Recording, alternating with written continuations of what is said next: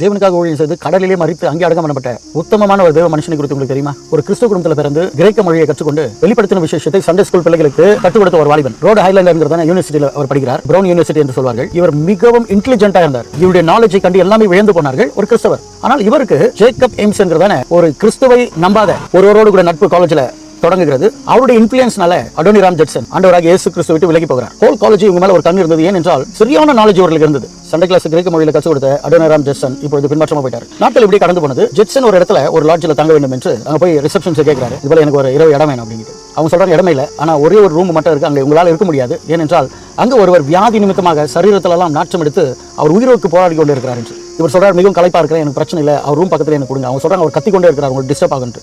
நான் அதை பார்த்துக் கொள்கிறேன் என்று அந்த ரூம்ல தங்குகிறார். ரூம் பக்கத்துல தான் ஒரு மிகவும் வியாதியோடு கூட இரவெல்லாம் கத்தி கொண்டு இருக்கிறார். அடோனிராம் ஜட்சனுக்கு தூக்கம் வரல. விடிகாலானதுமே அந்த சத்தம் நின்று போனது. சரி பொழுது விழுந்து அந்த இடத்தை வெக்கேட் பண்ணணும். அப்ப அந்த ரிசப்ஷனிஸ்ட்ல கேட்கிறாரு, பக்கத்துல வியாதியோடு கூட ஒரு மனுஷன் கத்திட்டு இருந்தாரு, அவர் என்ன தூங்கிட்டாரா அப்படின்னு.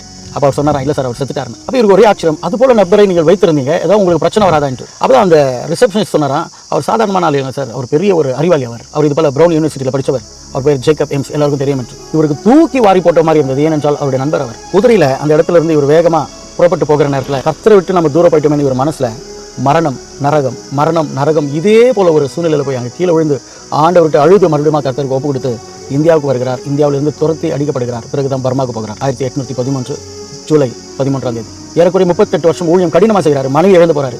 4 பிள்ளைங்க அப்படியே செத்து போறாங்க. 7 வருடமா ஒரு ஆத்மா கூட ரட்சிக்கப்படல. 7 வருடத்துக்கு பிறகுதான் ஒருத்தர் ரட்சிக்கப்படுறாங்க. ஆனால் விசுவாசத்தை விடவே இல்லை. கடின உழைப்பு நிமித்தமாக பைபிளை பர்மா லாங்குவேஜில் டிரான்ஸ்லேட் பண்றாரு. இவரை தூக்கி ஜெயிலில் போடுறாங்க. ஏறக்குறைய 2 வருஷம் ஜெயிலில் இருக்கிறார். கடுமையான பாதிப்பு, வியாதி, பலவீனங்கள். கடைசியில் அந்த ஜெயிலில் இருக்கிறவங்க பார்த்தாங்க இவர் செத்து போயிடுவார்னுட்டு சொந்த நாட்டுக்கு இவர் அனுப்பி வைக்கிறாங்க. கடலில் போய் கொண்டே இருக்கும்பொழுது பாதியிலே இறந்து போகிறார். கடலிலே அடக்கம் செய்கிறாங்க. தேவஜனமே, மனைவி இழந்தார், பிள்ளைகளை இழந்தார், சுகத்தை இழந்தார், எல்லாவற்றையும் இழந்தார்கள்.